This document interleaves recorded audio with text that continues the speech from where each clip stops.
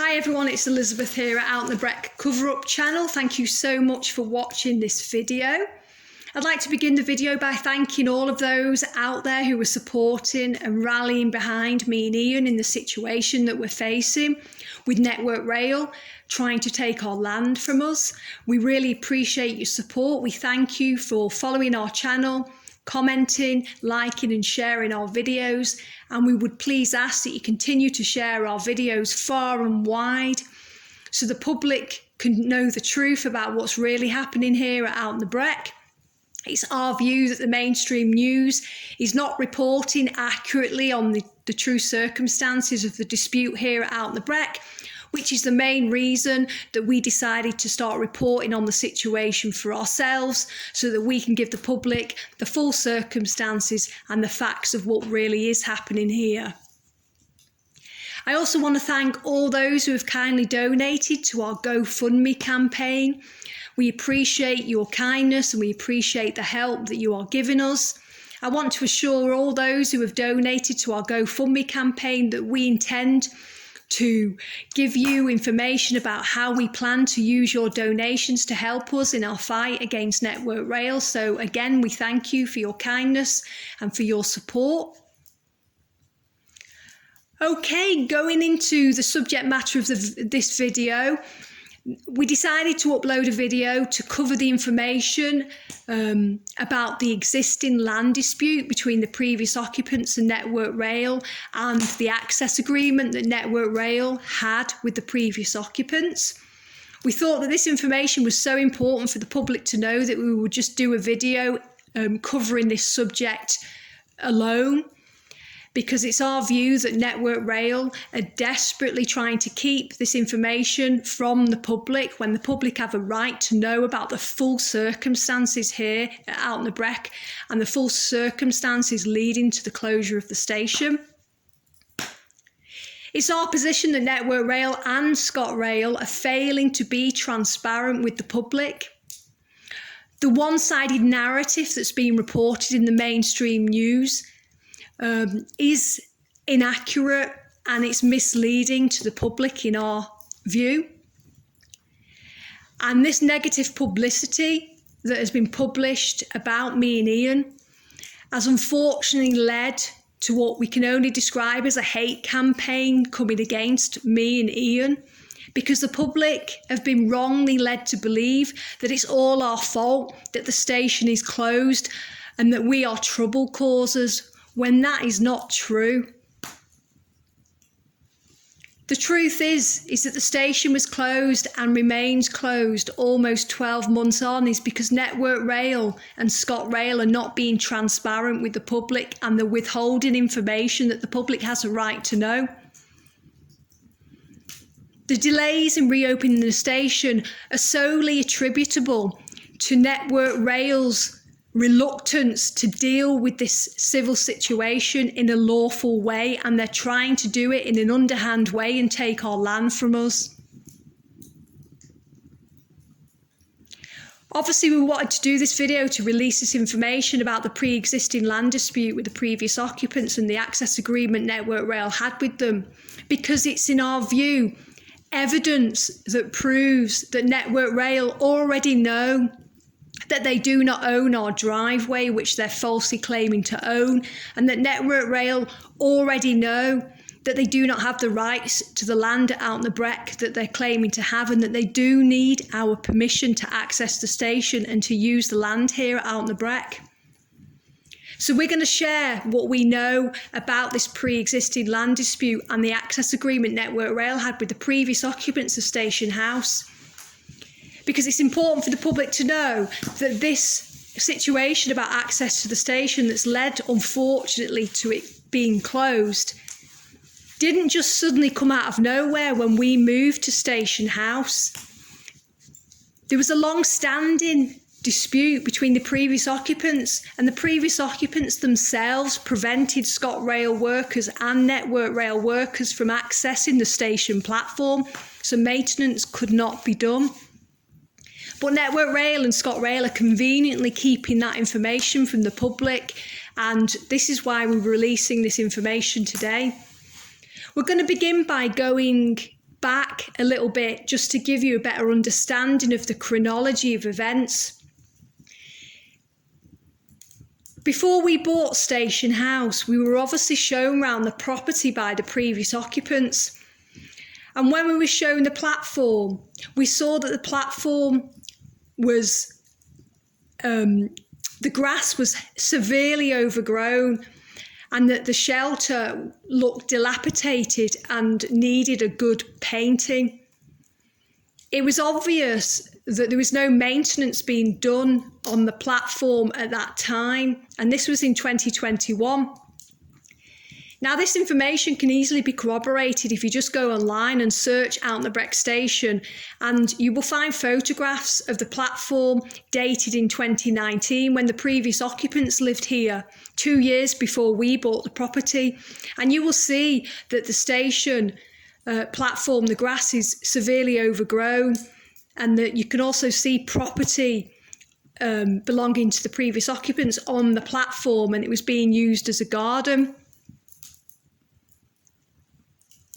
The previous occupants told us themselves before we bought the house that Network Rail needed their permission to access the station and the surrounding land at Out the Breck. The previous occupants themselves told us that Network Rail were paying them to access the station and the surrounding land at Out the Breck, and that they had an access agreement with them to enable Network Rail to do that. They explained to us how it led to an access agreement being put in place between the parties. They told us that they would come home from work and find Network Rail workers parked in their vehicles on their land after driving via the driveway, which is the southerly entrance to the property Station House, which is the entrance that Network Rail unlawfully accessed 2 weeks ago when they trespassed on our land. The chain that secures the driveway that Network Rail workers cut the lock to the chain that was securing our driveway 2 weeks ago when they were here. That chain was already here before we even moved into Station House, because the previous occupants themselves were using that chain to secure their driveway when they lived here and they owned the driveway. And they had a sign up on the chain that is the same sign that we use, which reads, "No parking, private driveway, do not obstruct, in constant use." So that evidence proves that the previous occupants owned the driveway when they lived at Station House, because it was within the property boundaries, it was within the registered title. Again, this can be easily verified, because if you take a look online and search Station House and Out the Breck Station, you will come across photographs that show this chain on the driveway when the previous occupants were living here. So we didn't just put that chain on after we moved in. The previous occupants were using it to secure their private driveway and to stop Network Rail from accessing their land in vehicles. Just like we are legally entitled to use the chain to secure our private driveway to prevent people coming onto our land without permission.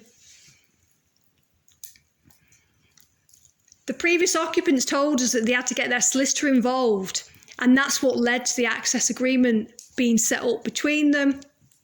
And that they told us that in 1 year, in 2021, before we bought the property, that Network Rail had paid them in the region of £16,000 in accordance with the access agreement that they had in place. Now, I just want to say at this point, before we get comments from people wrongly suggesting that this is all about money, it's not. It's about doing things in the lawful, legal and right way. It is usual that if somebody wants to access and use somebody else's land, that they would need the permission of the landowner whose land they want to use, and that usually an agreement or some sort of contract would be set up between the parties for that to happen, and that the landowner would be remunerated by the other party for being able to access and use their land. That is business, and that is what happens every day. And that is what the previous occupants had in place with Network Rail. Now, a few months after we moved into Station House, we met two Network Rail workers, and they were the two Network Rails, the first two Network Rail workers that we met after we moved into Station House. These two workers were travelling past Out on the Breck station in a rail car, and they stopped and we had a conversation with them.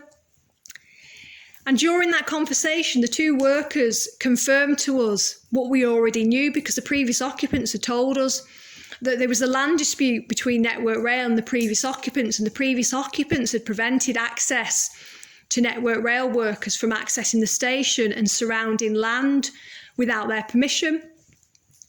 These two Network Rail workers also confirmed to us that they knew, or they were certainly aware, that Network Rail was paying the previous occupants to access the station and to use the surrounding land at Out on the Breck. They also told us that Network Rail had on their systems information about the dispute with the previous occupant. So at this point, if anybody wants to suggest that this is only hearsay, I would say that you're wrong, because this information that was being given to us can easily be checked out by requesting the information from Network Rail and Scotrail to see what records they hold on the dispute that they had with the previous occupant of Station House, so it can easily be verified.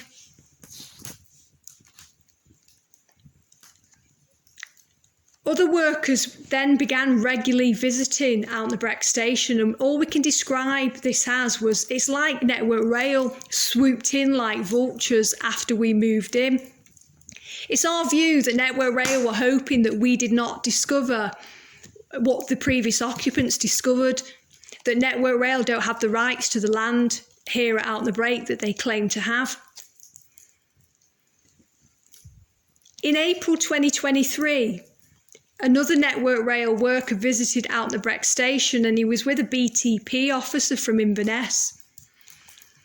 During our conversations, this Network Rail worker again confirmed that he was aware that the previous occupants had prevented Scotrail workers from accessing the station to undertake maintenance. This worker confirmed to us that Network Rail were responsible for maintaining the infrastructure of the railway line and some of the equipment, but the actual maintenance of the platform and the station itself was the responsibility of Scotrail, and it was Scotrail staff, maintenance staff, that would maintain the station, and the previous occupants were preventing Scotrail staff from maintaining the station. You're not to come onto this land either. Network Rail are not to come on my land. I own this land, okay? I've got photos in the house from just 2 years ago. Were you aware of the previous occupants of the house who didn't allow Network Rail to even come onto the land to cut the grass? I don't know directly, but I know of it. Yeah, you know of it? Yeah, I know of okay, it. Why do you, what have you been made aware of why Network Rail weren't allowed to come onto this land to cut the grass? There's photos all over the internet. The grass is up here. You can't even get through the gate. Network Rail weren't allowed onto this land for at least two years or more That was Scotrail who maintained the platform. It was Network Rail. Network Rail So, is an infrastructure. The platform is owned and maintained by Scotrail. So you're aware that previous owners didn't let Network Rail onto their land? I know that Scotrail were not allowed to come onto the platform. Okay. Again, this information is even further corroborated in August 2023, when stations manager for the North for Scotrail visited Out on the Breck station with a colleague from Network Rail. Now, the two of them hadn't come to visit us. They'd come to visit the station, and the station's manager was showing the Network Rail worker around. Because they looked official, we thought they might be related to Network Rail, so we went outside and introduced ourselves to explain the situation about the access and the land issues that we had, and that Network Rail needed our permission to access our land and to use our land. The station manager told us in these conversations that he was aware of the previous land dispute between Network Rail, Scotrail and the previous occupants, and he was aware that legal letters had been exchanged. He also confirmed that ScotRail had on their database, they had flagged up the property station house, and that they had records of the dispute that ScotRail, or the situations that they had with the previous occupants of Station House. So again, this is information that can be requested from ScotRail, and ScotRail have a duty to be transparent and confirm whether or not something is true. So in summary, the conversations with the previous occupants, together with the conversations with the Network Rail workers and the ScotRail worker, confirm that there was an existing land dispute way before we even moved to Station House between Network Rail, ScotRail and the previous occupants of Station House, and it's not something that just started to happen after we moved in. Again, this is not just hearsay, it's information that is being provided, and it's information that was told to us, and it's information that can easily be backed up by doing the necessary checks and requests with Network Rail and ScotRail. Then in late 2023, there was a number of freedom of information requests that were submitted to both Network Rail and ScotRail, requesting that they released all information that they held concerning any land dispute that they had with the previous occupants and any access agreement that they had with them. We're going to put a link in the description box to these freedom of information requests so that you can go there for yourself to read exactly what was requested and the responses that were given by Network Rail and ScotRail. But I'm just going to go through them with you now, just in summary, just to highlight some discrepancies in the information that came back from these freedom of information requests. So I'm going to start with the first one that was submitted to ScotRail on the 28th of November 2023. And the request that was made under the Freedom of Information Act to ScotRail was for ScotRail to confirm if they had an access agreement with the previous occupants of Station House, and they were requested to release a copy of that agreement and release all documents and information that they held relating to that agreement. ScotRail responded to that freedom information request on the 6th of December 2023, and their response was, ScotRail does not hold the information that you've requested. And then they continue in the letter to suggest that Network Rail may hold the information and that they could make inquiries with Network Rail. Then on the 6th of December 2023, there was a freedom of information request made to ScotRail again. And this request was a little bit more specific. The request was asking ScotRail to provide answers to a list of questions. Again, I'm not going to go through all these lists of questions, and you can actually take a look at this. You can take a look at this request for yourself if you use the link that we put in the description box. But this was the overview of the request that was put into ScotRail on the 6th of December 2023. Many within the community are aware that there was an access dispute between ScotRail, Network Rail and the previous occupants of Station House, Out-on-the-Breck, concerning access to Out-on-the-Breck station. Please confirm whether or not ScotRail were aware of this access dispute. And then the request goes on, requesting answers to some specific questions. The first question is, were ScotRail workers and or their contractors ever denied access to Out-on-the-Breck station by the previous occupants of Station House? The second question is, did ScotRail need permission from the previous occupants of Station House to access the station at Out-on-the-Breck to undertake maintenance?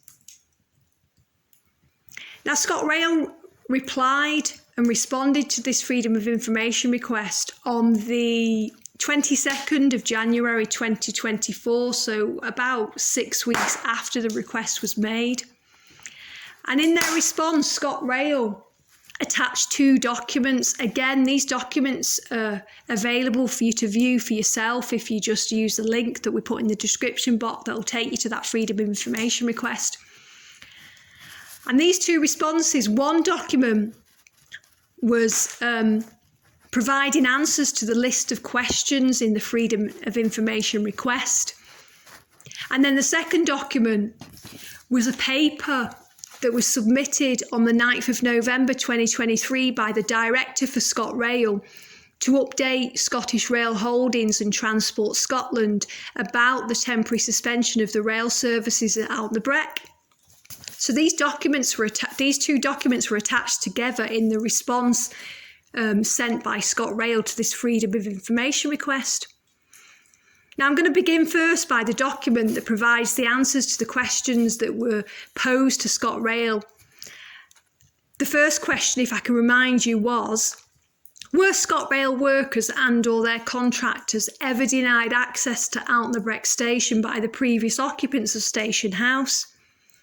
ScotRail's answer to this was, amongst other information, but importantly, they said there was no issue with pedestrian access to and from the station. Okay, so that was their answer in response to that question. However, if you move on to the second document that they attach with their response, you will see a massive contradiction in what they've just said there. Moving over to the second document, which is the paper that was submitted to the Scottish Rail Holdings and Transport Scotland by the Director of ScotRail. It says in that paper, since 2019, the proprietors of the former station house have sought to prevent access to the station. Okay, so which one is it, ScotRail? Is it there was no issue with the pedestrian access to and from the station, or is it since 2019 the proprietors of the former station house have sought to prevent access to the station? These 2 statements are in direct contradiction to one another, and I hope that people watching this video can see how that highlights the discrepancies in the information coming back from ScotRail. Because what ScotRail are confirming in this second document, which is the paper that was submitted to Scottish Rail Holdings and Transport Scotland, is that there were problems that ScotRail was being prevented access to the station by the previous occupants, because they said since 2019, and that's when the previous occupants lived here. It was 2 years before we even moved in, so it can't be referring to us. We didn't move in till 2021. So what this information confirms from ScotRail themselves is that they were prevented access to the station by the previous occupants. So there was a dispute that was in existence before we even came along. This is obviously important information for the public to be aware of, because it shows how Network Rail and ScotRail are not being transparent with the public, and they're trying to keep this information hidden. They either had a dispute with the previous occupants or they didn't. Network Rail either had an access agreement with the previous occupants or they didn't. It's just a yes or no answer, and then to provide the information when it's requested, because they're duty bound to be transparent and release the information. Obviously, the evidence is that there was an existing land dispute before we even came along, and that Network Rail did have to have an access agreement in place with the previous occupants in order to access the station and surrounding land here at Out the Breck.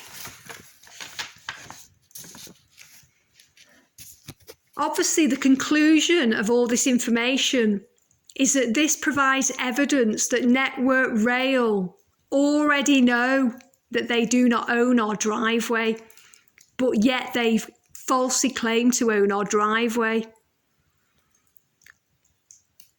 They know they don't own our driveway because they had to get the permission of the previous occupants to use the driveway back then, and that they were being prevented from accessing the station by the previous occupants as well. So Network Rail already know that they don't have the rights to Out on the Breck station and the surrounding land that they're claiming to have, and that they do need our permission, just like they needed the permission from the previous occupants. And the only way that they can get that permission is by doing things in a civil, proper manner and setting up a similar agreement with us, because that's how it works. That's the law. But unfortunately, Network Rail have been trying to pull the wool over our eyes and over the public's eyes, hoping that we wouldn't discover this information. But thankfully, we have. And Network Rail and Scotrail cannot hide the truth. So I would ask the public, please, to direct your questions about the closure of the station to Network Rail and to Scotrail, because they are not being transparent with you. This station could have been reopened a long time ago had Network Rail and Scotrail done things properly, but unfortunately they've chosen not to. It is our hope that this station will be reopened, but we can only do that when Network Rail and Scotrail decide to do things the right way. So I hope this information has helped you get a better understanding of the background to this dispute, and I hope this information helps you see the reality of what really is happening here Out on the Breck and what Network Rail are trying to do to us. And again, we appreciate your support. If you've got any questions, obviously, please ask. And again, thank you for following our channel. Bye-bye.